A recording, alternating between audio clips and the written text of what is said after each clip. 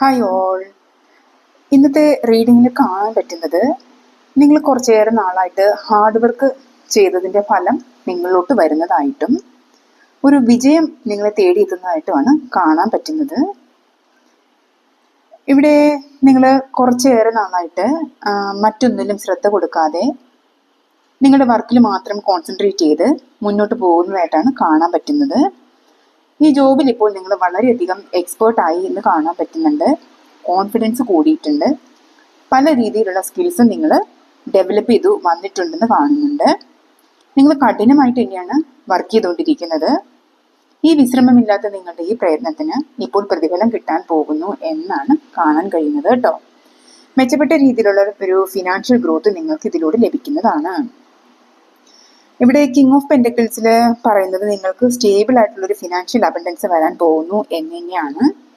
ഇത്രയും നാളത്തെ നിങ്ങളിൽ നിന്ന് വ്യത്യസ്തമായി ഒരു രാജകീയ പ്രൗഢിയിൽ തന്നെ നിങ്ങൾക്ക് നിലനിൽക്കാൻ പറ്റും എന്ന് കാണാൻ പറ്റുന്നുണ്ട്. ഈ ഒരു എനർജി നിങ്ങളിലോട്ട് കണക്ട് ആകുമ്പോൾ നിങ്ങൾ ഇമോഷണലി സാറ്റിസ്ഫൈഡ് ആകുന്നതാണ്. മനസ്സമാധാനവും സന്തോഷവും ഒക്കെ നിങ്ങളെ തേടി വരുന്നതായിട്ടും കാണാൻ പറ്റുന്നുണ്ട്.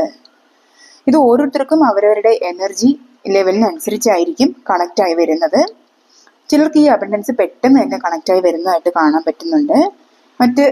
മറ്റ് ചിലർക്ക് മണി ബ്ലോക്കേജസ് ഉണ്ടെങ്കിൽ ഒരല്പം താമസിക്കും. അത് മാറാൻ വേണ്ടിയിട്ട് നിങ്ങൾ ആത്മാർത്ഥതയോടെയും വിശ്വാസത്തോടെയും 108 തവണ ഓ അപ്നോ അപ്നോ മണിക്ക് വേണ്ടിയിട്ട് പറയുക.